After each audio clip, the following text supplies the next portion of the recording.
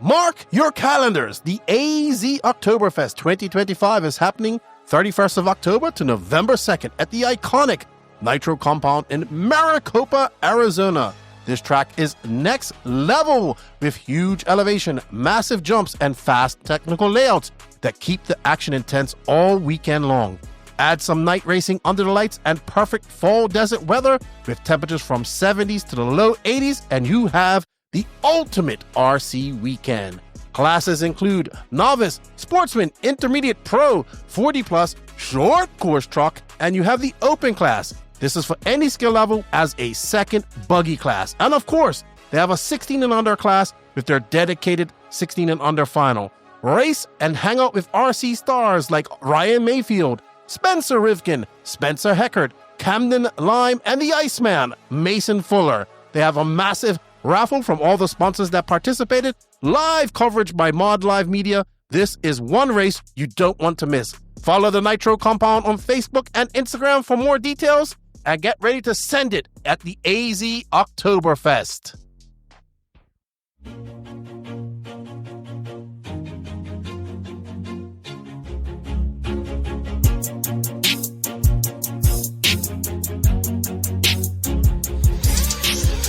Nitro is the glory, but e-buggy pays the bills.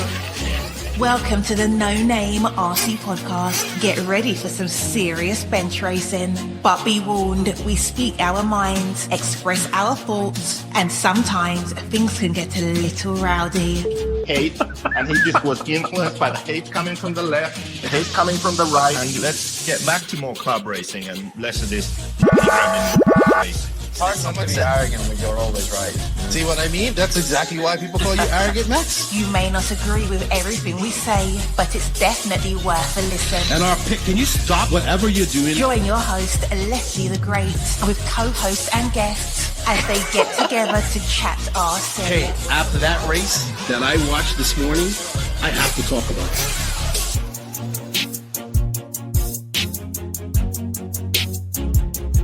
Here we go. $100 right here, $100 throw. Oh no! I like this.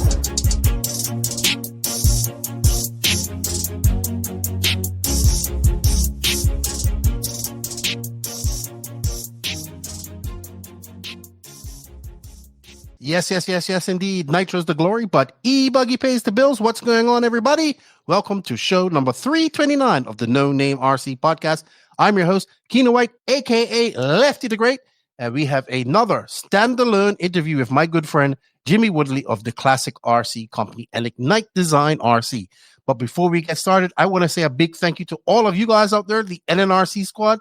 Without you guys, none of this is possible. We greatly appreciate your support. Please don't forget, if you're listening to this or watching this on YouTube, don't forget to hit that sub, like, notification button. It helps us out. If you are on the audio side and want to help out the channel as well, as you can see, we're kind of more focused on YouTube. Come on over, hit that like, sub, notification button on the YouTube side of things as well. It definitely helps us out as well. All right. Also, a big shout out to the patrons and the YouTube members of the podcast. You guys get such perks as unedited, unfiltered podcasts with arrows, things we edit out, and everything else, as well as early release. We greatly appreciate your support. For the price of a cup of coffee, you can help support the podcast a month, and it greatly helps us out as well. And we're going to use it to figure out how to get Pecco a proper haircut as well with that money.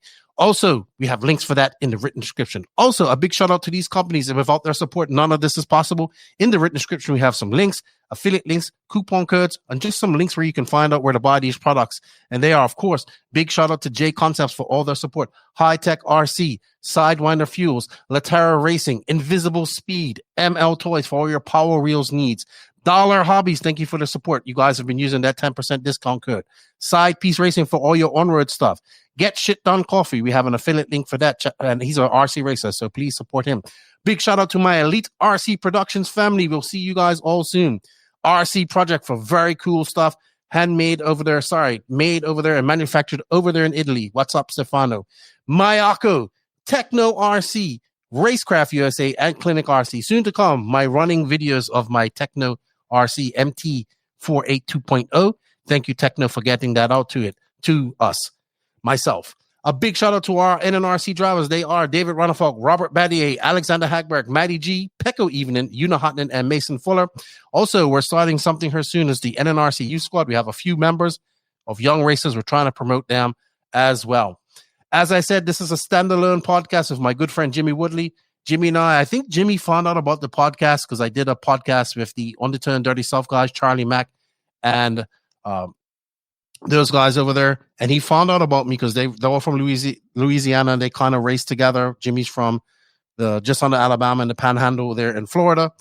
They have B&T Raceway, and he's been a big supporter ever since then. He came on as Ignite Design RC sponsor for a while, sent me a car that I still haven't finished. But actually, Gene of SJ Racing has it. I'm waiting for him to finish. Check out SJ Racing's YouTube channel as well. And we just see eye to eye on a lot of things. He has a brick and mortar hobby shop called Classic RC Company. They're in Florida, small business, does a lot of stuff, supports his local track, supports his racers, everything. He's just a good dude. I like him. He's also big into the Nova engines as well. Just recently come back from a trip over to Italy, opened up his eyes, blew his mind about a lot of things. He visited the factory there, and he's just passionate about RC. And we need more people like that. And he's a small business owner. And he's also a manufacturer to an extent with the Ignite Design RC gas truck conversions. We did record this a few months ago, but it didn't come out as right. And we had some things change. So things changed in what he's doing. So we re-recorded this. It was a great sit-off with him. I greatly appreciate it. I hope you guys enjoy it. And if you guys do want to support a small business, go check him out. He's a really good dude. I'll leave a link for his company in the written description of the podcast. Thank you, Jimmy Woodley, for your time, and I hope you guys enjoy it. And this podcast is brought to you by J Concepts. You know I'm trying to find that intro.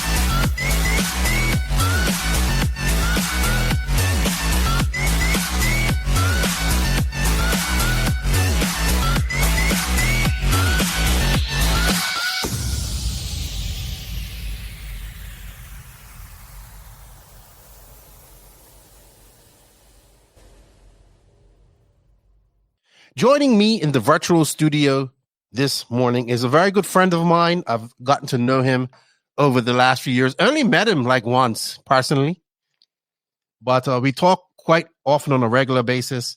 Is my good friend Jimmy Woodley of the Classic RC Company and Ignite Design RC, the gas truck conversions. Good morning, Jimmy. Here's version 2, because we recorded a whole podcast a few months ago, and we decided to redo it. Buongiorno. Yeah, we did record a whole thing, but it was a lot has changed since we did that. So, I wanted to get on here and kind of do an updated version of it.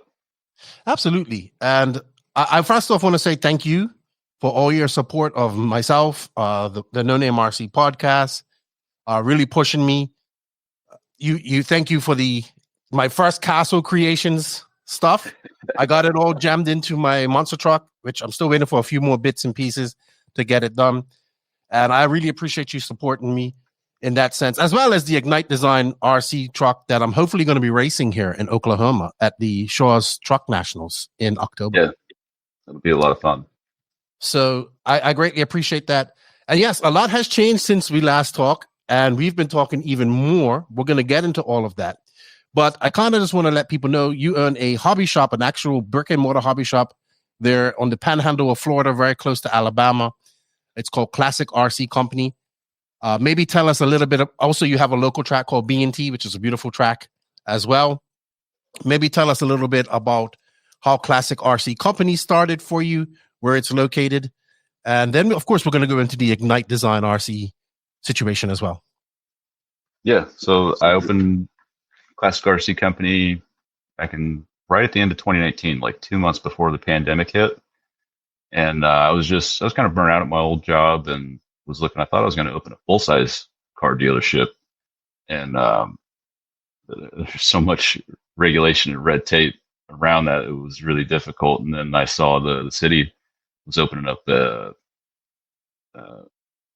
RC track, like in a public park right around the corner from where I was working. I was like, oh, cool. I'm going to go get my old RC10 GT up and running again. We find the local hobby shop and maybe get an engine, maybe a few parts, the typical hobby stuff. And I went searching, and there was not a hobby shop with anywhere in Okaloosa County, or you had to drive like an hour. And I kind of looked them up online, and like I discovered nobody was really doing gas truck stuff anymore. And you couldn't get an engine, you couldn't get some of the stuff that you needed to just run the thing.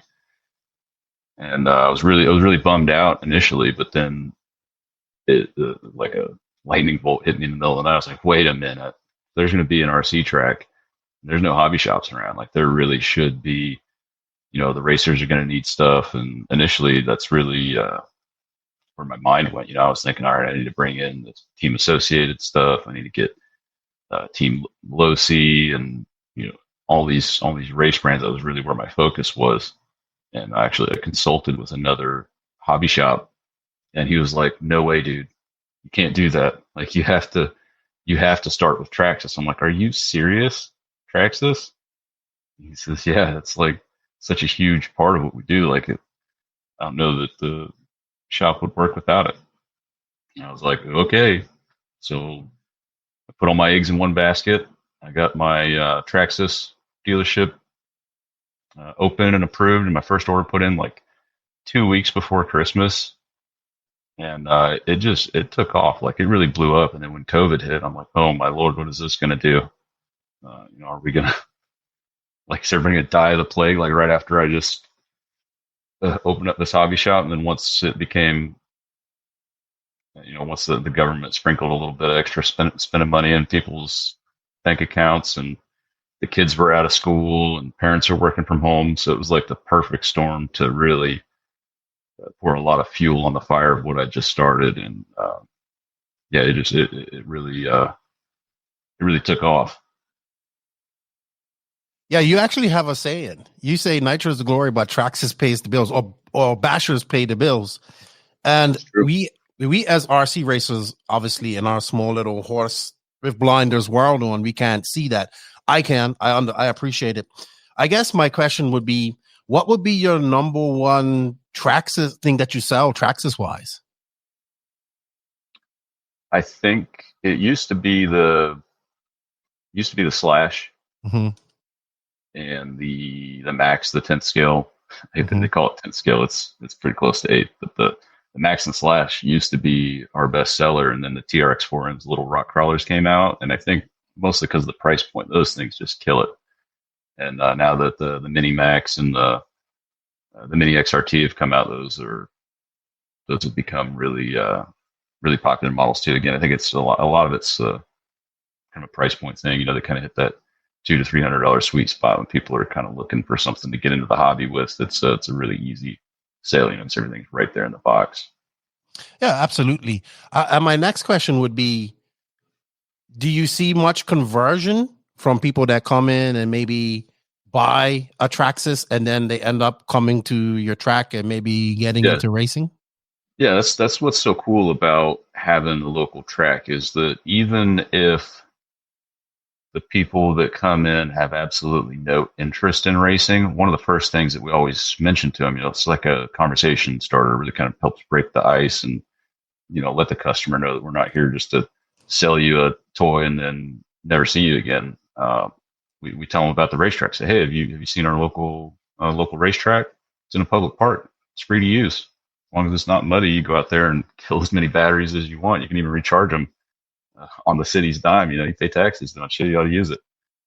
And even if that person never goes to the racetrack, it increases their likelihood to buy.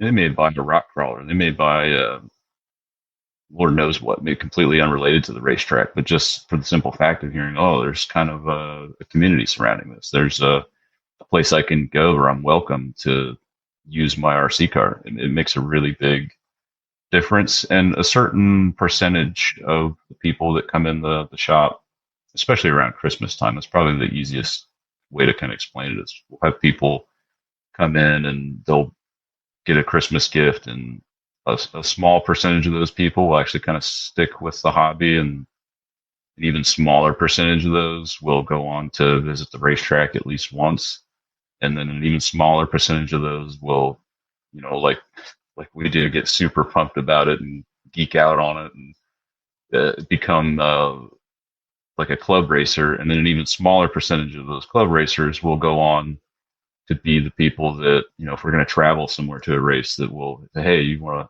going to this race? You want to come along? Or are you going to go to Southern Indoor Championship? Or you're going to go to Wicked Weekend? Or let's go to Newberry for this Southern Truck Showdown? So it's like a fraction of a fraction of a fraction of people that come into the hobby shop that end up then going on to get into racing, even at a club level, and then a fraction of those that become like travel racers. So it's a small niche, but there's definitely an on ramp there for sure. Yeah, absolutely. We have this conversation quite a lot, you and I, about getting people into RC, and it's a difficult thing, right? Racing RC cars is not easy, and it's frustrating for people, and a lot of people come in with very high expectations, and they unfortunately realize, okay, it's maybe hard to do, and because it's a big difference from driving it around in a field or driving it up and down your road and actually putting it between lines. You guys seem to be in a very fortunate position where you have a track close by, a very, very nice track too, as well, B&T as it's called. And you do have a steady bunch of locals racing there that do come to races. We saw some of the local guys having some success at the recent Wicked Weekend. Shout out to Goebel without an S. Goebel, no, not Goebbels. I like Goebbels better. So, and he's like came up through, if I remember correctly, like he's one of those guys that you kind of met, and he hasn't been racing for that long, if I'm not mistaken. No, maybe 3 years, maybe. Right. And he originally came into my hobby shop, like he'd flown helicopters and had like some like low C mini B or micro B or something like that. And he's like the perfect example of the person that he's like kind of the proof of everything that I just said, right? Like he came in and he was like messing with helicopters, and it was like he still buys bash and stuff, and just plays and enjoys with his RC cars. But he started off kind of like just in that sort of enthusiast, basher.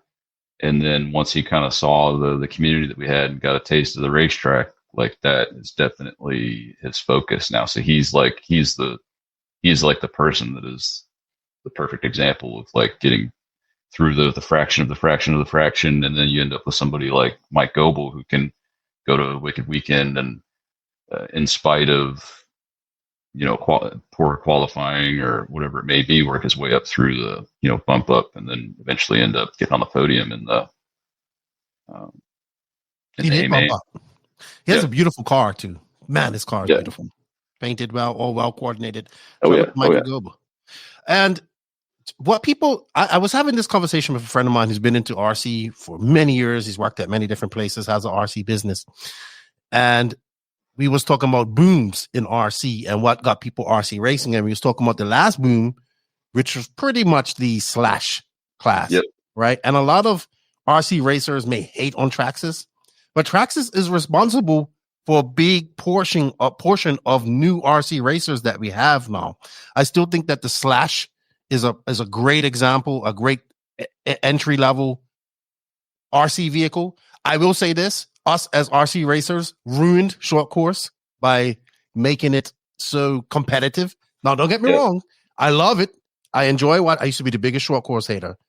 Then I drove one and I love it. But we ruined that class as a racer, as manufacturers too, having $100 bodies and all that stuff. It kind of went from its core and we made it too competitive to an extent. Yeah. And we actually at B&T, I kind of came up with a class that was meant to be kind of an approachable sort of catch-all class. And instead of, a lot of the Slash spec classes use the two-wheel drive, but we actually use a four-wheel drive, and rather instead of it being a true spec class, because the thing about the Slash is it's been around for more, 15, coming up on 20 years now. There's one under every blade of grass, but not one of them is like completely stock. So when you do a spec class, like you have to go out and buy a brand new vehicle, even though you may have a Slash sitting in the closet that it's just not legal because it's maybe you changed the shocks on it or something like that. So our Slash class basically says it has to be a four-wheel drive Slash. Doesn't matter what chassis, what modifications. You have to run it on a 2S LiPo, and you have to use Traxxas tires, and that's it. Funny story. So you was part of this. So my Traxxas Slash Platinums that I have, I remember messaging you so frustrated. Jimmy, I can't get these fucking things bound to my radios. Can't get them done. And the thing is, I had one that was for years already up to already. I just couldn't remember it. And you said, did you have it on analog servo, digital servo? I completely ignored that advice. Why would I completely ignore the advice of a guy that probably has been through this a lot? I have no idea. Then about 2 weeks later, hey, Jimmy, I got it working. He goes, well, what did you do? I switched from digital to analog. He goes, I told you that like 3 weeks ago. I said, I know. And I will say this. Go ahead. Sorry. I deal with that every day. The stuff like that. I mean, it's you really do get a different perspective of the hobby, being in the position that I am, where I don't just the racers and the people that enjoy the models. They see one. They just see the one that they got, or they have that experience. But I kind of I sell dozens of these things. So when the common stuff crops up when it comes in, and I'm like, oh, it's it's this or it's that. You can hand me pretty much any RC car in about 30 seconds. I can probably point out 5 things that's wrong with it. It's like my hidden stupid superpower. But the stuff like what you just described is common, and it's the most frustrating thing in the world to say, hey, do this. And then, like you said, just completely ignore it. Like, no, it's definitely not that. Like, that's silly. Why would that make any difference? Well, I was one of those people. And I will say this. My Slash Platinum four-wheel drive on a 3S is the fastest vehicle I have in my collection. They are incredibly fast. They rip. They are fast. All right. That's great. A lot of companies also did well during COVID. I'm glad you was able to do it. I know you're more of a walk-in sales type of guy as well. You do have a website. We'll leave a link for that in the written description. But I know you have a lot of walk-in sales, which is good. And just a brick and mortar hobby shop, getting things done. And it's awesome to see. And I'm really getting into the bashing side of things. I drove an XRT the other day, one of the big ones at Wicked Weekend. Yeah. This young kid, Mr. Keaton, James Keaton, and his son was loving it. He's like, Lefty, you want to drive my XRT again? And I was like, let's go over here and maybe we can take it off this bank, right? And they're awesome pieces of equipment. I don't know how I'm going to get one, but I'm going to get one day because they're just humongous and I love them. Yeah. Part of me wants Traxxas to get back into racing like they did, but I know they never will. They, you say that, but they make, I guess, race platforms, so to speak. They're in racing just in a different way than what most people think of. You've got when I first opened, RC drag racing was like really, really starting to get big, and people were they would buy a brushless Bandit, and then they would basically add the Slash arms and stuff like that and kind of convert it into a drag car. And that's like what a lot, until, Team Associate came out with the VR10, and then, a lot of people followed suit. That's what a lot of like the fastest guys were running, was like Traxxas based, at least here locally. That's, fast guys. And I think probably even a large portion of nationwide were using those. And then Traxxas came out with the Drag Slash, and it was like that really brought a lot of people. And then there were spec classes and everything around it. And then kind of the same thing with the they called it the Mud Boss at first, and then now they call it the modified in the late model. And I have an an unpopular opinion that they are hiding a perfectly good race platform with the Nitro Jado. I think that they're hiding a perfectly good, actually a really good race truck. They're hiding it underneath street tires, an electric start, and a 2-speed transmission. Once you kind of peel back the layers on that thing, like even the materials that they mold the plastics and everything, it's like way different than their typical, like what you'll find in like a Slash or their usual batches. Like it feels a lot like the plastics that you'll get out of a legit race kit, but nobody uses them for gas truck racing because all that thing's meant to be a drag car. That thing's meant to just be a parking lot basher. But I kind of built one up. It's sitting right here behind it. I built one up and I've been taking it out to the to B&T for I've club raced it twice now, and it's turning some heads. I see that. And speaking of a class that we killed, that the industry killed, drag racing.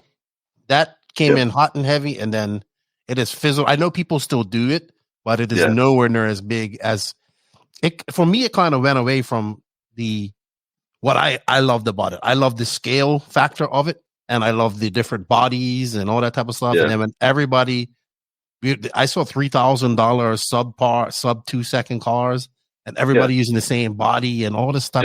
Once they worked out the fastest stuff, everybody. It's like herd mentality with I'll probably catch some heat from drag racers for saying that, but it's very much, when I was carrying that stuff, if you were able to catch on to the bandwagon when the first person, started a trend, you could sell so much of a product. But then just as fast as it started, if you missed the cutoff point of that, when everybody decided to change, you get stuck holding so much product. They're like, oh no, we don't run those tires anymore. We got the new whatever tires. It would change every week. It was like impossible to keep up with it. Absolutely, we ruined that.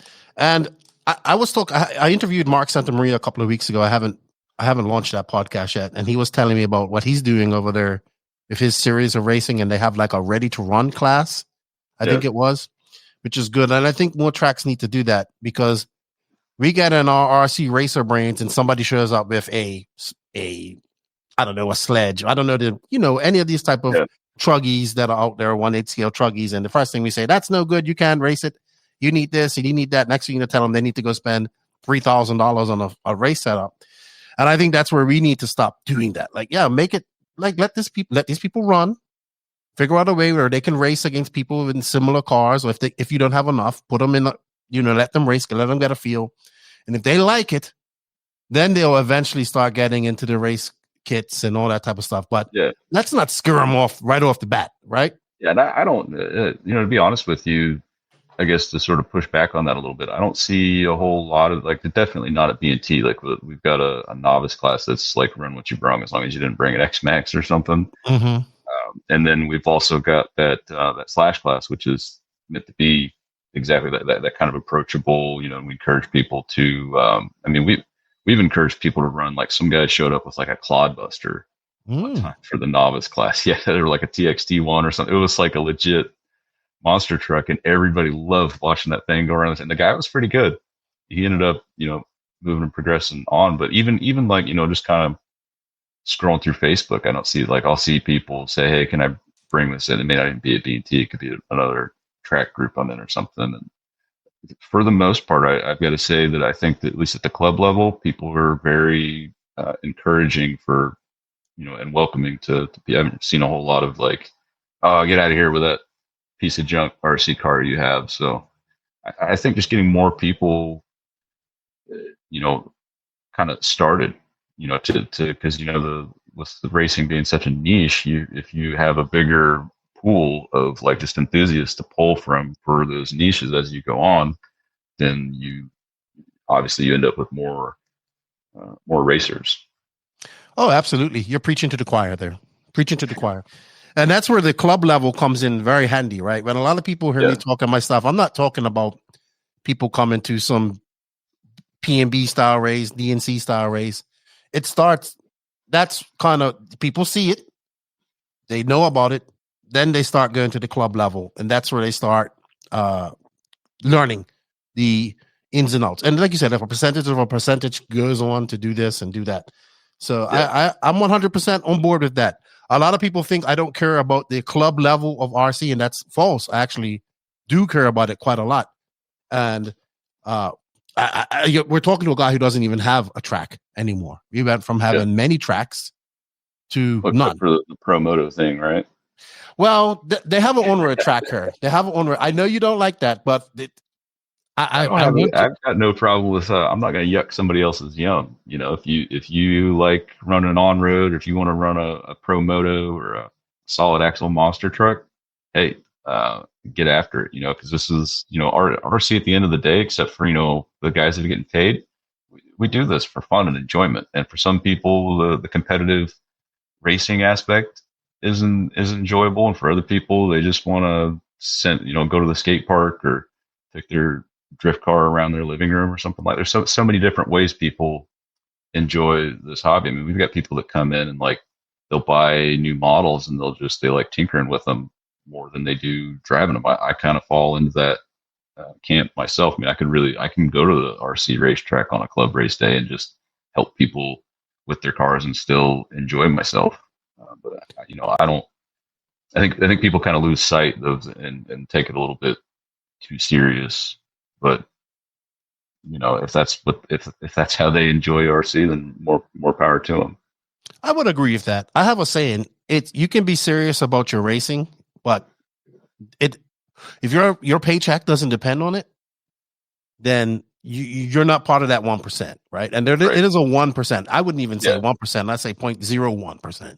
Yeah, it's a very exclusive club of people that actually get paid to do this.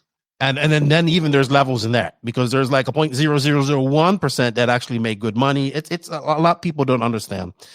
I have a question. Do you have one of the old Nitro Traxxas Slayers, like the Slash Nitro version? They still make that.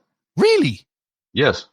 Huh. I've got a buddy of mine sold me a used one with some rare parts on it. But actually, I've got one, and I've sold a couple of them this year. Really? New, yeah. And you know what? Everybody I've sold one of those things to absolutely loves it. I used to be the biggest Revo and Slayer and Jado hater out there. I mean, I'm like, these things they suck to work on. They're fragile. They're whatever. They're just nightmares to own. And when this will probably kind of perfect dovetail into something else that you told me you wanted to talk about. When I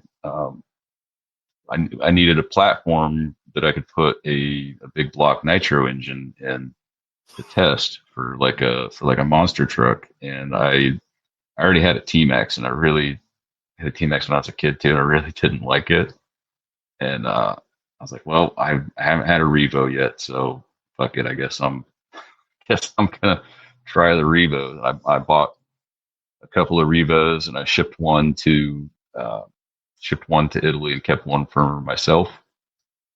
And after kind of breaking it in, I was like, son of a bitch. I get it now. I understand why this thing has the cult following that does and why people enjoy it, because it is so unique in the way that it drives and handles. And then even I was really terrified of working on it, putting the big block kit in it and stuff like that. And I have to say, really, other than I'm not a huge fan of the engine mount setup on it, but working on it was actually you could kind of tell that somebody put some thought into the user's complete experience, not just how this thing going to drive, but also how is it going to be to live with. And that's a big part, even with the race cars. That's such a huge thing for me. I will tolerate a lot if the car is user friendly to work on. And I think where my negative opinion of that car came from was the e-Revo, the electric version, because that is whatever nightmare I expected the nitro one to be, the electric one is 100 times worse to work on because it feels like the nitro one was engineered to be a nitro car and to be serviceable and easy to work on. And the electric one basically like, well, how can we stuff all this brushless stuff in here and make this work and be fast and fun? And it just, I don't think it's as good. I think you lose a lot. And then they shrunk it down. Like those are the biggest nightmares, or the 16th scale versions of those. But all that's to say that after getting hold of a Nitro Revo and then the Nitro Jado and kind of working on them and living with them for a while, my opinion has changed on those cars quite a bit. Well, yeah, I was fortunate enough to come up and witness some of the really badass Revos that were racing back in the day. Like Bobby Moore was a champion, Mike Battalier, Patrick Rossiter had a very fast Revo. I've been trying to get these guys to give me their speed secrets because I fully intend to bring one of these out to a race time event. To race in the truggy class? Yeah. Oh, that would be interesting. Fully intend to do that. I don't know if, with the 2-speed transmission, I don't know if I'll get away with that. They had the 2 speeds, dude. Yeah. They used the 2 speeds. Dude, the thing is insane going down the front. I've got a Nova T6R Evo and it's a .24, the Truggy engine. It is bananas going down the front straight. There's nothing like it. I mean, it gets halfway down the front straight and it shifts and it's just like carrying the front wheels the whole way. And like, you don't expect it to be like, this thing is like, I'm going to launch it into the pits at the end of the front straight. Like there's no way it's going to make the turn. And then somehow it does, and like doesn't traction roll or flip over, but it's just like the chassis is just wallering around, just moving. I mean, it's it may not be the fastest thing on the racetrack, but I was, and even the guys in Italy, they absolutely love the thing. It's fun. And even on the track. Yeah, it may not be the fastest thing on the racetrack, but it's fun. Sweet. They were badass. My buddy here had one. He used to race it when I first got into racing in the DR. And I always like, dude, he sold it to some guy. It had like a carbon fiber chassis, had the OS 18, and it was perfect. I was like, I wanted that so badly from you. I was like, if that guy ever has it and doesn't want to sell it again, I want to buy it. So very good. And I'm sure there's going to be people that listen to this that you had some Revos. I would say if you listen to this on Facebook, put up some pictures of it in the comments here or send them to you. I like to see them. Yeah, give me the speed secrets. I'm going to need them. Jimmy needs the speed secrets for his Revo. Are you looking to take your ride-on car to the next level? ML Toys makes it easy with plug-and-play modifications like motors, speed and brake controls, and more. ML Toys is the one-stop shop to make your ride-on car the coolest car in the neighborhood. All right, that's a great segue into something else that you took on a few years ago. I did interview Chad Parks, who was the original owner of Ignite Design RC, which started with the gas truck conversions. You took it over. I had to be about 4 years ago, maybe 5 years ago. Early 2022. Okay, so 5 years ago, 3 years ago, almost 4 years ago. Dude, math sucks. Roughly 3 years ago. About 4 years ago. Yeah, around 4 years ago. How did that all come about? So when I opened the hobby shop, that was like, I kind of identified a few things, wanted to get my RC10 GT running again so that I could race it at the local track. And there was no local hobby shop. Nobody was really doing gas truck, and there wasn't really a good option for an engine for the thing. So I corrected that problem. The first problem, the hobby shop, I opened up the hobby shop, and then about 2 years into running the hobby shop, a friend of mine, a local racer, Jonathan Lee, was like, hey, me and some of the other guys that race at B&T picked up these gas truck kits from this company, Ignite Design. And I think Chad actually started about the same time I opened the hobby shop, so we were kind of on like parallel paths. And I was like, okay, I've got an old 22T 4.0 sitting around that I can convert. So I'll buy one of the conversions and all the stuff to do it, and we'll run them at our charity race. And we like thrashed on the thing, because I didn't have any time to build it. I was finishing it up like didn't have any practice on it and threw it down, and like the clutch wasn't working right because one of the shoes had failed, and it had a touring car engine in it, so it was like kind of crazy to drive anyways. But as soon as I hadn't really messed with a nitro car in like a decade, like 10 years or more. And as soon as I pulled the trigger on this thing the first time, like it was over.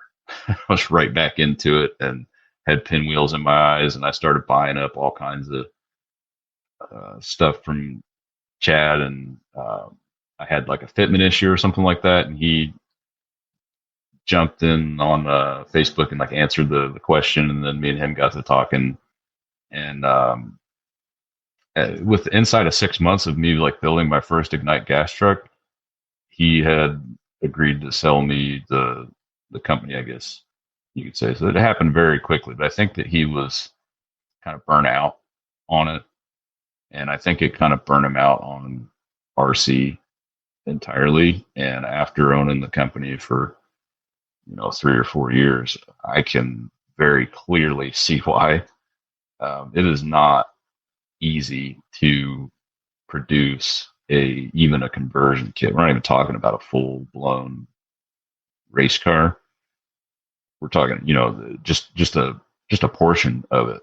It is such a complex thing where you're getting stuff from different sources and vendors, and you got people, when's it going to be available, and at the end of the day, Ignite is not what keeps a roof over my head.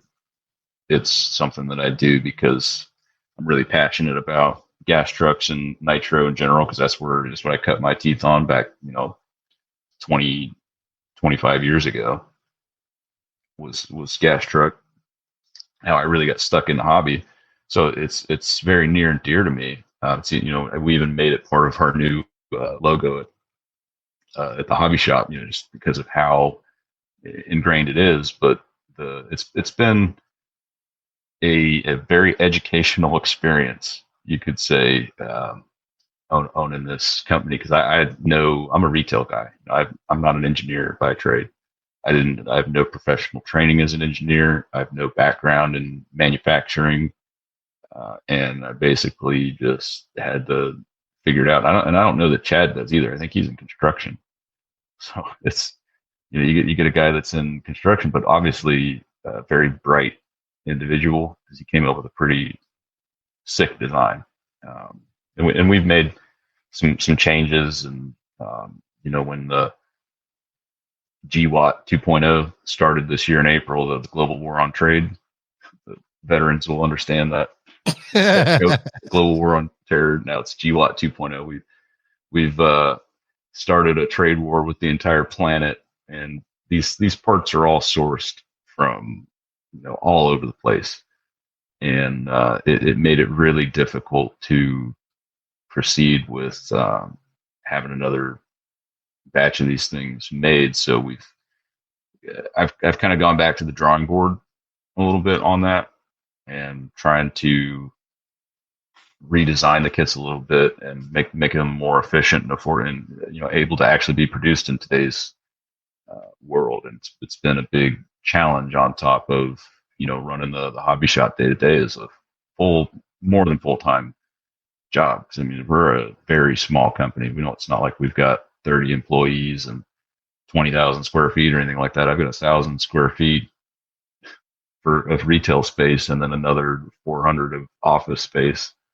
And I'm just one guy, keeping what it feels like keeping an entire category moving along. It like 10 scale nitro is it's a little bit slim pickings for like a full blown legitimate kit, which is something that I believe we really need. When the RC10 GT came out, the re-release, I was like, oh cool, this is going to get me off the hook. This is people are just go buy this thing, support Team Associated for bringing this thing back out. And some people did, but it didn't hit the way that I thought that it would. I think amongst the racers, they kind of poo-pooed on it because it wasn't as good as the original. And because I really to just be blunt about it, I don't really want to do the conversions anymore. I want a manufacturer to bring out a 10 scale nitro kit. And I felt like that's exactly what Associated did, but then the racers weren't interested in it. Like, oh, it's a 30-year-old design. We know its shortcomings. We know it's kind of bad, and it needs some upgrades to really be good. So we're just not going to buy it, and we're going to keep sending you Facebook messages and emails until you do these kits again. So I think that's part of where my wouldn't say anger, but that's part of where my annoyance with the racer crowd comes from. It's like, what the heck, guys? Like, what is it that you really want? And it seems like they want a 10 scale 2-wheel drive and 4-wheel drive kit that can be raced. That's like of high enough quality to race, and it cannot come from Traxxas, apparently. I have a question. Because you can buy a Traxxas racing gas truck right now. It's really pretty good. $450 ready to run. As Jado, yeah. I have a question. Do you feel maybe if they re-release like the GT2, it would be better? Because I always liked that car. It looks a little bit more modern. I don't know the big differences, but also racers have to understand that there is not much market to produce a new car to an extent, or better yet, I know you don't like to talk about them too much, but what if TLR re-released the Triple XNT? Yeah, I'm kind of surprised that they haven't. I'm surprised they haven't either. There's if you think about it, Associated has released one new race car in the last 2 years, the B84. And the last new one before that was the B7, right? Well, and touring car, the TCA. Oh yeah, the touring car. Yeah, they did that too. But based on the way that they left that market the last time, I'm surprised anybody had enough faith to buy one of those. I think I would. So I bought my Triple X. I have a bunch of Triple XNTs. I have no Associateds in my gas truck collection, and I actually am more of an Associated fan. And I was looking I started off with a low C. When I my very first like hobby grade RC car was a Junior T.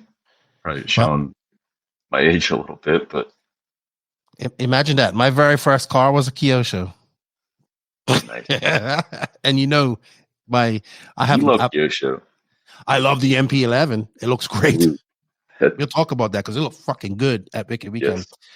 So I guess my closing thoughts in Ignite is it's not going anywhere. It's just on pause right now till things get better. Yeah. No, I've got way too much parts, and I'm way too invested in it for it's not going anywhere. Now, as a matter of fact, I spent pretty much my whole day yesterday. I'm doing everything I can do to make it more efficient so that it can still be kept around. And I'm bringing over just from like a behind the scenes. I'm bringing the Ignite website. I'm integrating it in with the Classic RC website, because a lot of people don't realize that they think that, oh, this guy just like really likes gas trucks and he has this company, and why they think that that's all I do is the Ignite stuff. And that's couldn't be further from the truth. I spend a very little amount of time on the Ignite stuff because I stay so busy with the hobby shop. But the Ignite website is basically being rolled into the hobby shop website, and I've put a lot of work into improving both the Ignite and the hobby shop's website this year, and it really shows in the sales. We're like a couple 1,000% over what we were last year online, and it's not my goal to be like a huge online retailer, but I want it to be a useful resource for the website to be easy to use and a useful resource, and especially to kind of have the Ignite aspect of it. But it's also kind of to say, hey, if you like gas trucks and you want gas truck kits and you want 10th scale nitro engines. As far as I can tell, I'm about the only individual that is working to make that happen. I mean, you can try to see all the engines behind me there.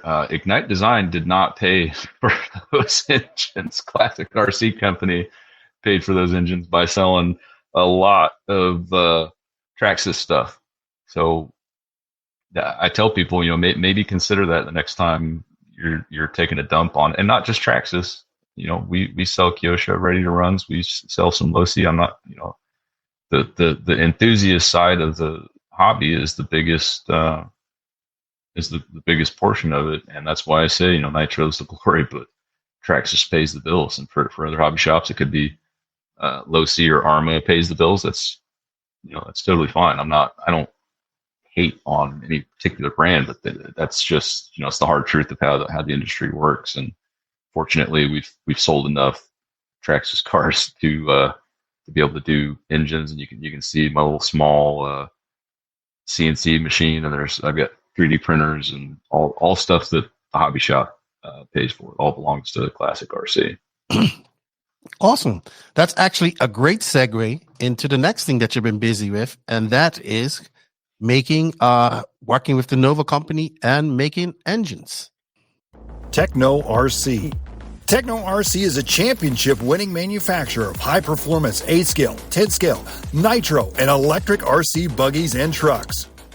With a worldwide dealer network, USA and Europe-based headquarters, comprehensive warranty program, and global race support, Techno RC is excellence in RC. View the full lineup of Techno RC race-proven vehicles by visiting www.technorc.com. So, yeah, you were like one of the first people I knew to try these Nova engines a few years ago. I'm not going to lie. I'm not going to sugarcoat it. They have had some issues over the last couple years. Yeah. I know even you showed me some of the issues. That was I think you was the first person to show that to me. But you kind of stuck with them. You went over to Italy to see them. But we're gonna start about your thoughts of them, why you stuck with them, and then how the Ignite engines came along for your gas trucks. Sure. So I got some of the very first B3Rs that were imported into the United States after Nova kind of picked up where Novarossi left off. And I had every intention of using them in my own car, but I ended up having a customer that was interested in running them, mostly because he knew of Nova engines, but he really likes purple. So they really spoke to him. So I sold him the engine, and very shortly thereafter, he came back and he's like, "Man, this thing it blew up during braking." I'm like, "What? No way!"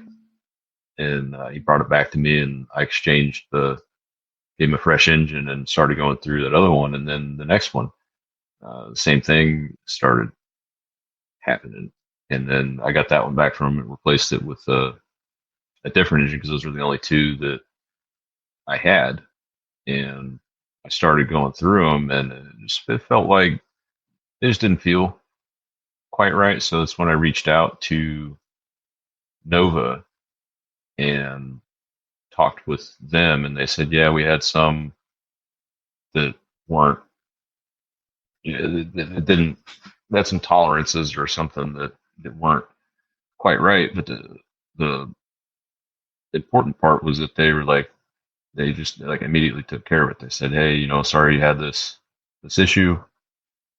We're gonna contact A-Main." Had just become their new distributor. "We're gonna contact A-Main, call this person, and they'll get you fixed up." And because I had already bought the parts to rebuild the first one, and what ended up happening was Nova refunded all of the parts that I bought for the first one and straight up replaced the other engine.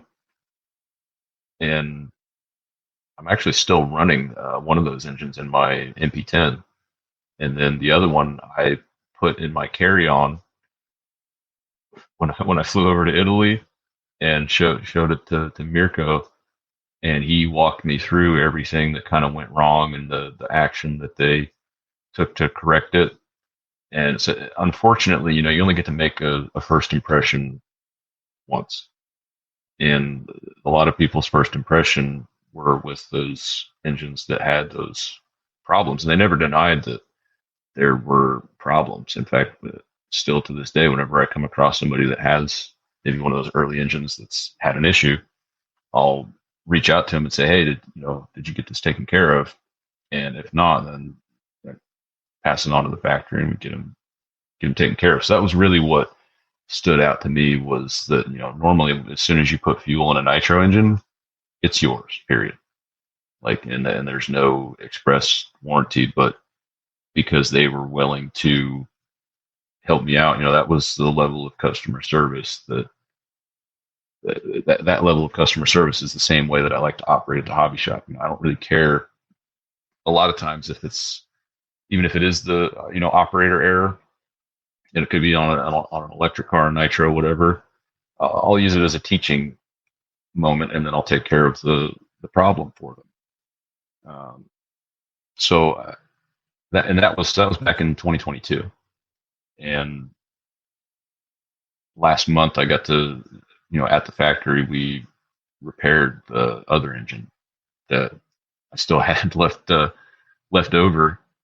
And I haven't run it yet, and I may not, just because it's one of the very first. It's almost, to me, it's almost like a collector thing now. But the original one that's in my MP10, it runs great.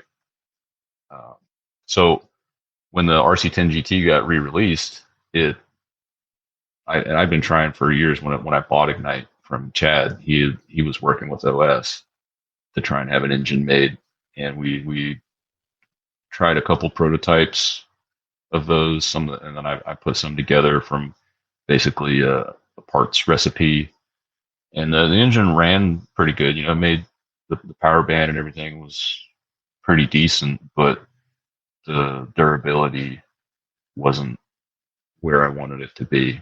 So I ended up not moving forward with that, and just getting in touch and talking with OS, like we just didn't click. Nothing against them. I think OS still makes some of the best engines that you can buy, but there just wasn't a good fit, because I felt like I would wait too long to get emails back from them, or didn't get the responses weren't quite what I expected. Whereas with Nova, I talk to either Mirko or Andre almost on a daily basis. And there's a lot of shared values that were obvious. So, and it didn't take long to recognize that either. I contacted them in January about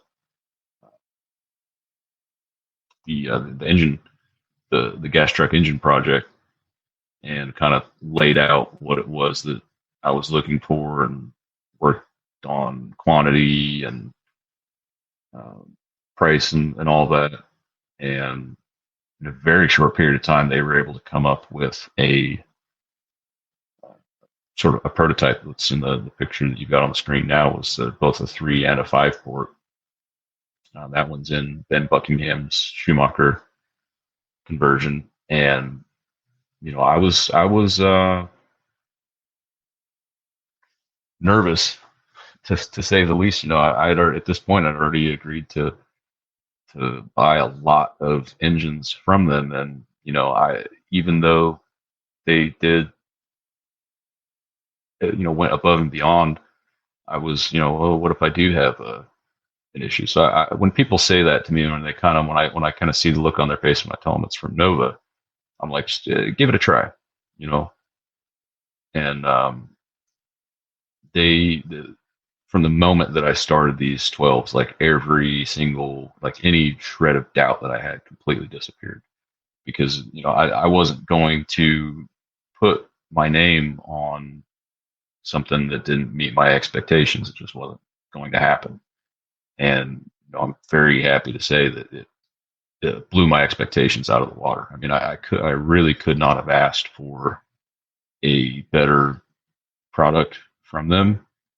And obviously I'm going to say that because my name's on the engine, but the results really speak for themselves. Everywhere online, people are raving about it, and it blows my mind just to see, these engines getting out there in the wild and people saying that they want one, or seeing them in these people may not know me from Adam, and they're just posting glowing reviews, and also from a race, as far as the racers are concerned, since this engine has been released, it's even before it was released, the prototype engine ended up getting the TQ and win at our battle at B&T in a field of like 18 trucks. Then put that one TQ and win. And these are some of the fastest guys that have gas trucks right now that come to and race it at B&T. So it's not like it was a field of losers like me that are slow. And then what was the other one? Oh, the Bring the Heat. We got the those were the first production ones at that race. Jonathan Lee and Chauncey Mack and Chase Lyman, they were all running them. Chauncey ended up winning, and Chase got TQ. So it was another field of fast guys. Like a lot of guys that go to the race time races. There's probably some names that you recognize. And I know Chauncey, and I know Chauncey quite well. Yeah, I have a question. Yeah, Chauncey's the one that really the one to blame about this whole engine thing. But go ahead and ask your question. Well, right now we're watching a video of some laser engine. Yeah, going onto the heads. It's just really cool. Thank you to High Tech RC for all their continued support and winning a European Championship with David Ronnefolk here recently at the 2025 European Championships in Barcelos, Portugal. If you're looking for top tier performance and reliability for your RC setup, High Tech RCD has you covered with industry leading chargers and servos for both surface and air applications. Whether you're bashing, racing, or taking to the skies, High Tech's advanced technology delivers precision, power, and durability when you need it most. From high torque servos to smart, efficient charging solutions, trust High Tech to keep you in control. High Tech, powering passion, elevating performance. Visit www.hightechrcd.com and let them know that you heard about it on the No Name RC podcast. So, I'm an old Novarossi guy. I always loved my Novarossis. I ran them for a long time. I believe that the P5 is probably the best pound for pound dollar value engine you can have. I remember getting a P5 for $125 on Amazon at one point. Yeah. I had a JP P5 back in the day, which was $750, and it was probably one of the fastest engines I've ever had. Are these guys Novarossi reincarnated, or what is it exactly? I know Nova, they look like Novarossis. It's got Nova in it. Yeah. I understand.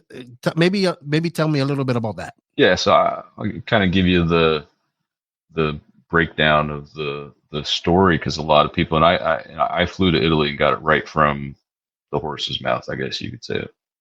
And more or less what happened was, the way that I understand it, is that Novarossi was, I think the founder had passed away in the mid 2010s, and then I think I'm not sure if it was his wife or a lady took over, and I think she was also kind of a little bit older, and Mirko was telling me that she was like selling casting molds to metal scrappers, and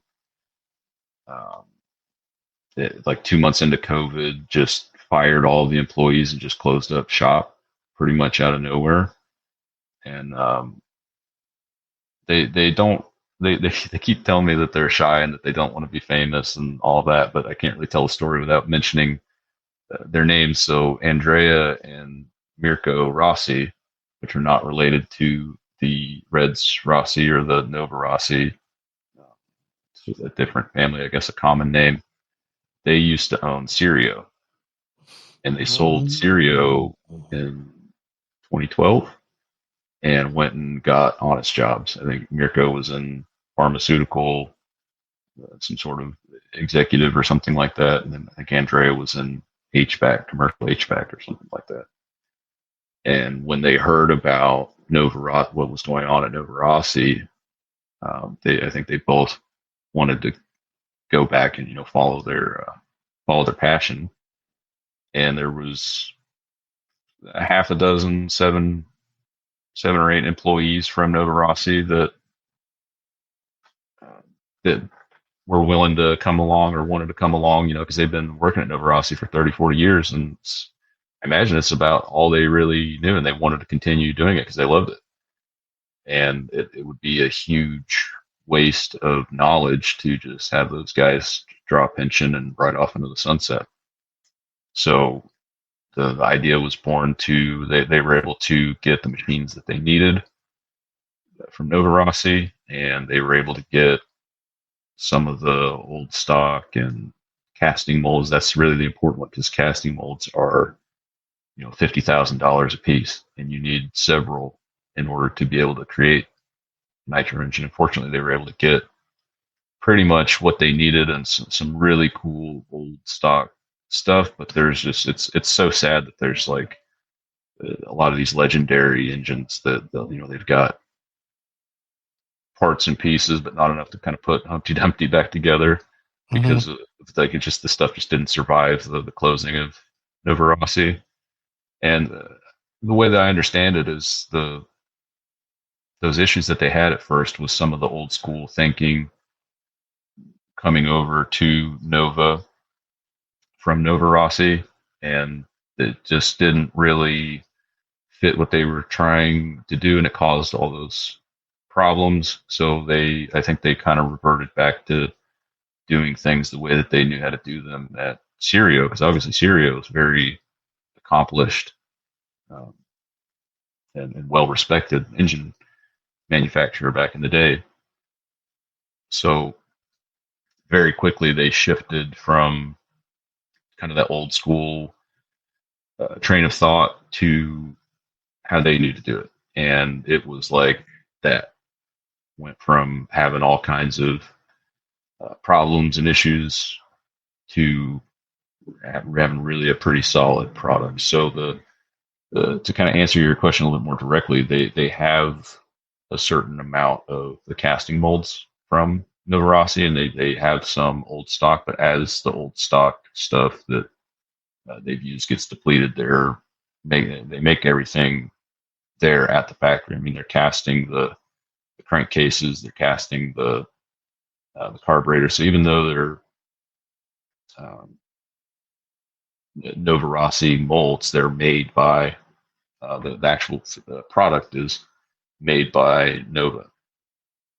So it's and they're also like iterating and in my opinion improving upon a lot of the old Novarossi stuff and kind of bringing over their own flavor. So it's kind of because I don't really know the ins and outs of how Novarossi interacted with Serio, but our gas truck engines, for example, this was never something that Novarossi made, but eagle-eyed viewers may recognize the crankcase. But I've sent these engines out to people that I would consider to be like Novarossi historians, and they can't really, it's not like you can just say, oh, this is just an MT12 with a different head on it. It's not the case. These are specifically like the timing on the crankshaft and the port configurations and the cases were all chosen with a design goal in mind, and it's not a, just like an off the shelf Novarossi 0.12 engine.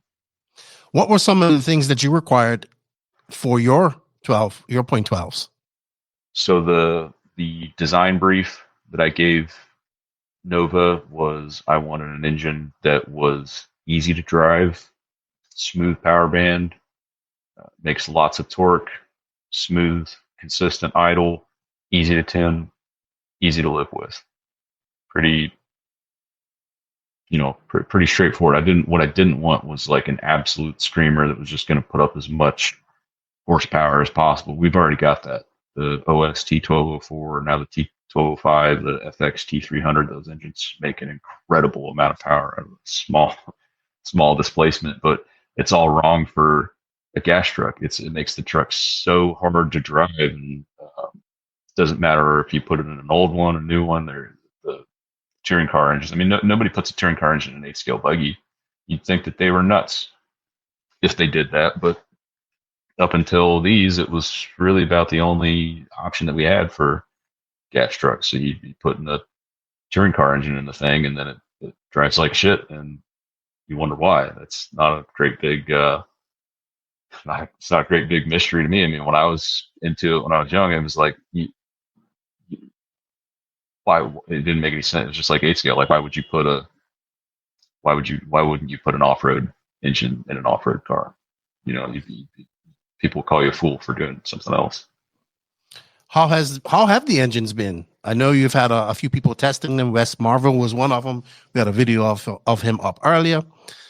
They're in St. Louis. And how have sales been and the general reception of them so far? It's been great. So the production ones are the launch editions. So these are the first ones that my camera will pick it up, but there's no launch edition, no LE laser etched on the head. So these are like the basic ones, and I haven't even put these on the website or started shipping them out yet. But all of the launch edition ones, with the exception of just a few 3-ports, are all sold out. Like I was pretty much sold out after like a week and a half. That was nice. That was a lot of engines to move. Even the factory was kind of blown away. They're like, "Wait a minute, you sold that?" I'm like, "Yeah, it was. You know, there's a reason why I signed on to buy so many, because I believe there is an unmet demand here, because these engines are really good. Not just in, you don't have to put this on the racetrack. It's not, you can take and put it in any 10-scale nitro car that has the correct crankshaft configuration, and it's these still, like, don't let the smooth, easy to drive power band fool you. They make enough power to scare your average hobbyist.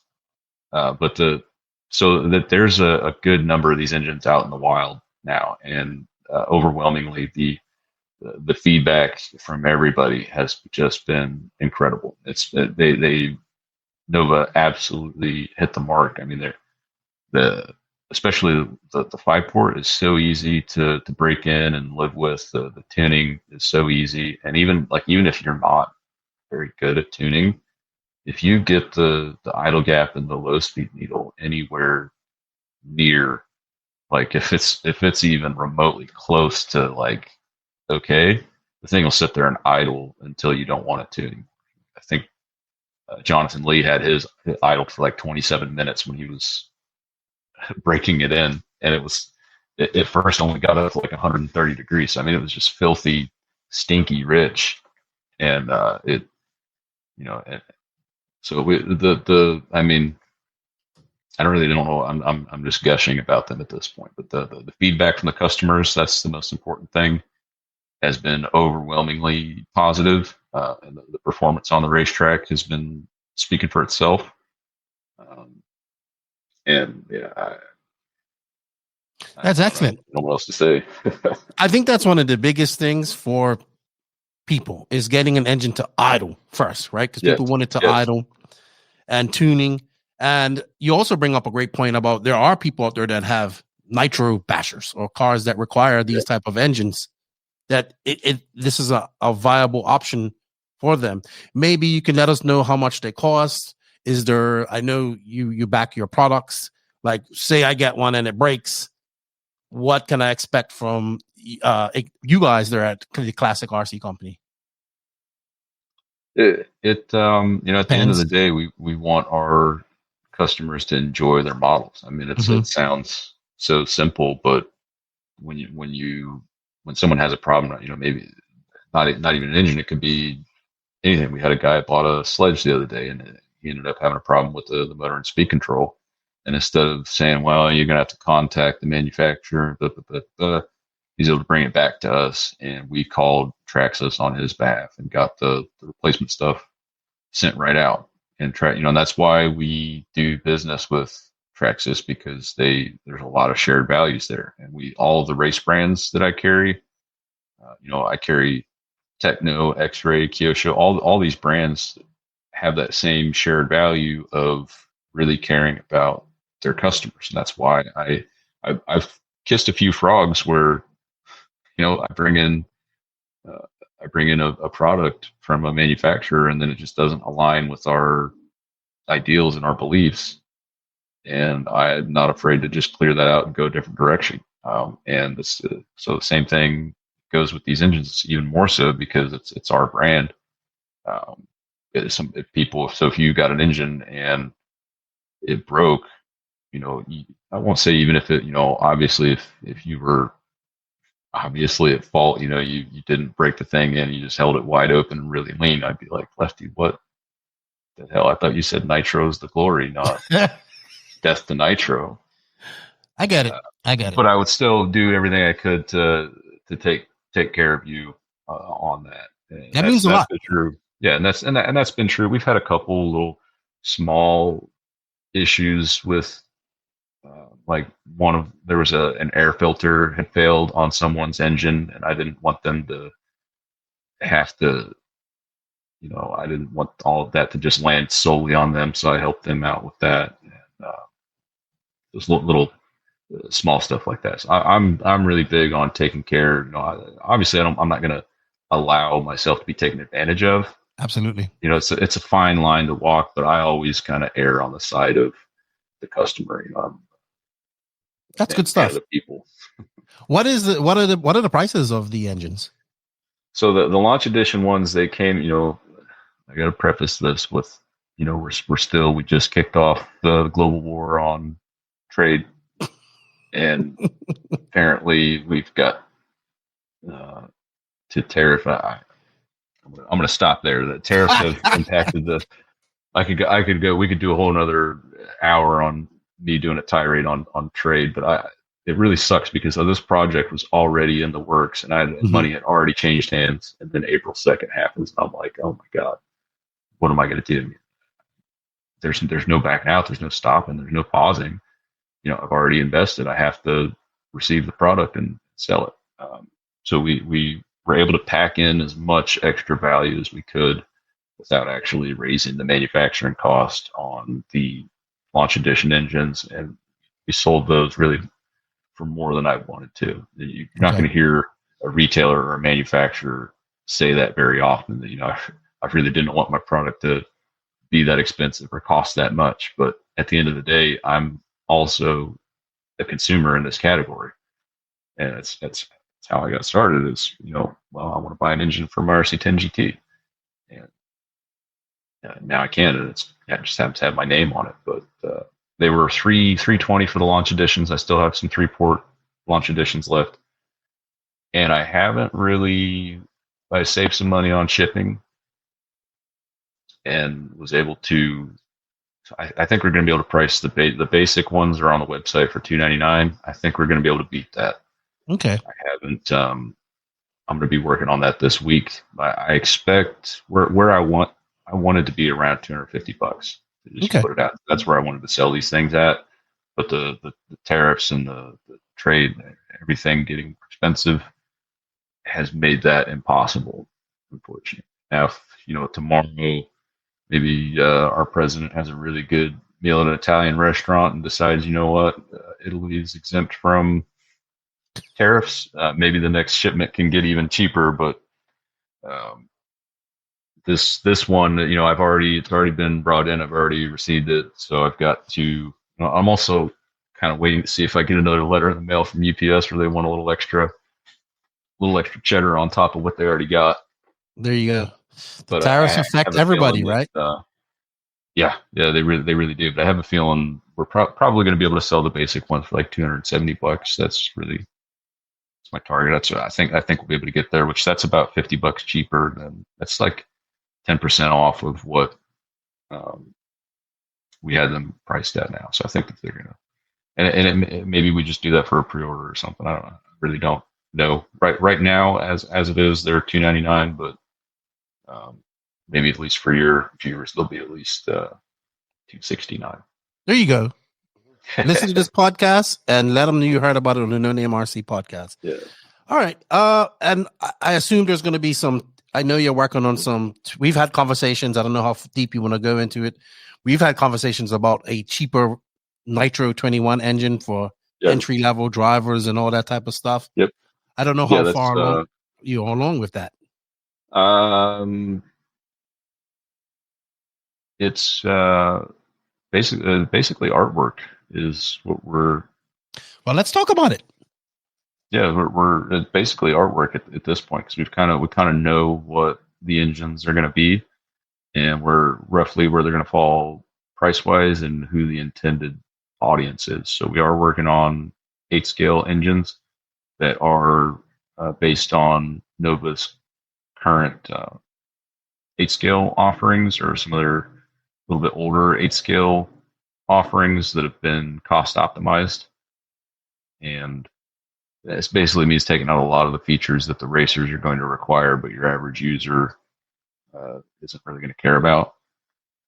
So the idea is to allow for a little bit more premium option than what currently exists on the market.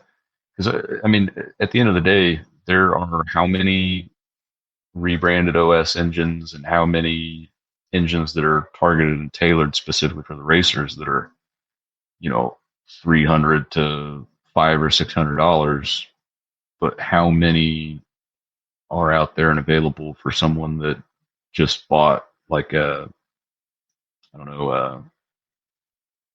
Hobao still makes like a ready to run or almost ready to run. I think Losi may still have some, or a Kyosho. So somebody just bought a Nitro ready to run and they want a little bit nicer engine because their stock one wore out, or maybe they just want to go a little faster or something that's maybe holds a tune a little bit better, or idles better. The goal is to have an affordable option for them. And what's really cool is that they have Nova has devised, or they've produced a crankshaft and a backplate that will be compatible with a pull start or an electric start, which is something, again, getting a quality engine that has that option is right now, I don't think it really exists. I think Alpha would be maybe the closest to that, and I don't have any experience to speak one way or another about the quality or performance of Alpha. I mean, I know there's lots of races out there. Look, OS set it and forget it. That's a whole nother. Yeah, we've had that tirade. We've had that not debate. We've had that discussion. Yeah, but believe it or not, before it was just OS based engines, there were actually other engines in the market, right? And they were competitive. Yeah. And there might be and it comes back to that P5. Why did I run that P5? Because, well, I could get it for maybe $250 at the time, and it fluctuated. It ran good, and it was time to leave it. It ran good for the time I had it, and when it stopped running good, you replaced it. And believe it or not, engines are replaceable. They are I can't remember the word I'm looking for. They are just like tires, right? They're a disposable, consumable item in RC. Yeah. And I know people squeeze them and pinch them and all that. That's great, but that same $150 P5, I still have it in my truggy that hasn't started in 7 years. Yeah. I guarantee you it will start up. No, how much longer it will run, I don't know. Right. Yeah. But there is no real, at this moment, you can get cheap engines, right? You can get cheap engines, but you get what you pay for. They're going to be, I have not seen quality cheap engines, right? That work. So I when we talked about this, I was like, I think this is a great price point for people that maybe want to get into Nitro. It has to be reliable. It has to be easy to tune. Mileage is a thing now, but I think if you're just getting into Nitro, mileage is something you have to learn as you get into it. And it has to be easy for these people to do it, right? And that's the key thing right there. It has to be easy for them. And that was really important for me on the 12s. Was it needs to be not just a good performing engine. The whole experience, it has to be user friendly. That was like paramount to me because that's another thing is owning the hobby shop. I get to people come in and they're like, this thing's not gas powered, is it? I'm like, no. There's most of them are electric these days. And I'm like, oh, will it run more than 5 minutes? There's so many horror stories from people that wanted the speed, power, and runtime of Nitro back in the day, and they bought it for those reasons, but they weren't also prepared for everything else that comes with it. And a lot of them had that bad experience, but we've had people have picked up in fact, one of the guys that is like the big wig at B&T that kind of is the glue that holds the whole kind of program and operation together. He hadn't messed with Nitro cars in like 30 years, and he picked up one of our 12s, and we got him set up with a gas truck, and his very first time out with it, he got third place. Ended up on the podium. That was like, I think there was like 5 or 6 of us out there that day, but the only issue that he had was a strip spur gear. I mean, from and that's just, that's the new kit blues, but to be able for him to be able to, yeah, for him to be able to break that engine in and then take it, and very first time out have absolutely no issues. The thing just like reliable, like a sewing machine. It just performed for him.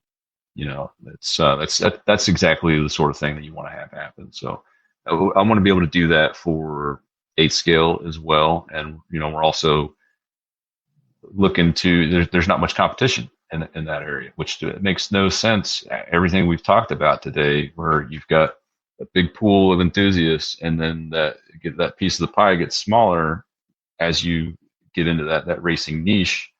Right now, we've got all the racing engine manufacturers are focused on way over here, and this piece of the pie is nobody's serving that customer. And that piece of the pie, if you service that big piece, that the entry level, you service that makes their transition to the smaller piece better, which then increases the smaller piece. So it's a trickle down snowball effect. Well, actually, reverse snowball. Well, no, it might be a snowball effect. Trickle down effect. That's probably better. Snowball gets bigger as it gets. Well, that's good. You want it to get bigger. But this leads me to my next topic, and I think we're gonna wrap it up on this. A big shout out to SidePieceRacing.com, North America's exclusive distributor for top tier brands like Awesomatics, Rocher, Wild Turbofan, Montec Racing, Corsatec, Phoenix Racing, and Will Speed. Whether you're seeking precision engineered car kits, high performance batteries, or aerodynamic bodies, we've got you covered. Enjoy fast shipping and exceptional customer service, ensuring you get the best gear when you need it.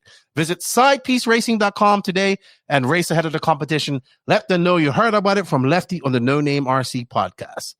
Also, a big shout out to our Swedish hobby shop friends over there in Sweden. Step up your RC racing with Latera Racing, one of Sweden's premier hobby shops and tracks dedicated to racers, featuring top brands like Hobby Wing, X-Ray, Zoo Racing, and Team Coyote. They provide everything you need from precision chassis to high-performance electronics. Whether you're at the track or upgrading your setup, Latera Racing caters to racers to demand the best. Visit latera.se or stop by our shop and check for the ultimate RC experience. Latera Racing, built for winners. So whenever I have American friends, I always encourage them, get your passports. It's a big world. Get over to Europe. Get over where if you want to go somewhere in the world, go. I love coming to America. I love my visits there, but I've been fortunate to go to other countries. Asia's next. That's where I want to go. So when you told me you was going over to Italy, I was super happy for you. And we talked a lot while you was over there. And you purposely went over there for a vacation, but also to visit the Nova factory. And you ended up doing more RC over there than anything, but you absolutely loved it. So tell us a little bit about your visit to the Nova factory, your time in Italy. You said something to me. You said, Italy's everything America wants to be. They have manufacturing here. They do this. It's beautiful. It's reasonable to live. And it's true because they manufacture a lot of stuff over there in Italy. Yeah. It's it was pretty mind-blowing. I mean, it was like I said, it was everything that it really felt like everything America wants to be, because like even the freaking electric kettle and refrigerator in our room was made in Italy. You know, like the toilets, like everything you would see and touch, it was all made in Italy. It feels like that's what the global war on trade is attempting to accomplish, but it feels like there's a few missing pieces to really realize that, and I think it's going to take a lot of time for a lot of that manufacturing to return to America. But it's like a tradition over there. You know, there's so many factories. You know, we were. And I'll be going back and visiting more of the factories that we do business with. I mean, we were really close to like the Reds factory, and then the RC project is not too far away, and then GRP tires, hot race. There's so many Italian brands. They definitely have. They kind of kept their manufacturing culture, and they take great pride in the things that they make, and you know, for good reason. There, when you see that made in Italy on, you know, whether it doesn't matter whether it's on a engine crankcase or on a handbag or on a full size car, when you see that, you know, you're going to get something quality. And even if, you know, maybe in the full size cars, even if it's not reliable, it's probably going to look pretty good. But yeah, it was, the people were incredible. Seeing the factory, and like, there was like I didn't see a single convenience store, like a big, like I didn't see like a giant like Walmart. It was so much different from America in all of the best ways. I think is really and similar to America also in all of the best ways. So I think it would be pretty easy for most Americans to go there and feel, you know, not feel like they're on a different planet, you know. Interesting. What was one of your favorite features of Italy that really stuck out to you? The roundabouts. Ah. Believe it or not, I actually my wife, she didn't put me on the rental car paperwork, so she drove, so I didn't have to do it, or I didn't get to experience that. But she, after like her first or second one, she was like, you wouldn't have been able to tell that she wasn't Italian the way she was going through those things. But it like got stuck in like no traffic. I mean, and we flew into Milan. I mean, we maybe got stuck on the highway a little bit, you know, just for I think it was like a crash or something like that. But it was very easy to get around. I think that the people really was the best, really the best feature, I guess you could say. There's a lot of, again, I've said this a lot, of the shared values. There's lots of shared values between Italians and Americans, and between myself and the people at the Nova factory and all the people that we interacted with. It was a lot like, you know, from the first few minutes of when I walked into the factory, it was like hanging out with extended family. It's really what it felt like. How was the factory? Awesome. It was. Is it big? Yeah, they've got a good size. They've got a good size facility, a very nice facility. The weather there was awesome too. I think you were telling me it's like, oh, you're going to be hot, and Mirko was complaining about how hot and humid it was. I'm like, you don't understand. I don't know Florida hot. Yeah, Florida it's a swampy. I mean, it got a little warm there, but it was very. I was very comfortable the whole time. There was no rain or anything. I mean, it was an incredible experience. How many employees do they have? It's small. It's less than 10, I think. Okay. And you got to do small family-owned business, just like the hobby shop. Just like, you know, it's you know, you hear people in America talking about support your small family-owned businesses, and the manufacturing in Italy is very much the same. That's what really, I think, irritates me so much about the tariffs, is that we don't manufacture nitro RC engines. A lot of the stuff that we don't manufacture, I feel like, is being unfairly targeted by these, and we're punishing the exact sort of people and behavior that we should really be encouraging in the world. I agree. That's what I don't like about it. And I would agree with you there. And you got to do some RC. You did some. I think you met. Was it GT or GP? Was it the rubber tire 8-scale cars or the like wedge shaped? They were doing some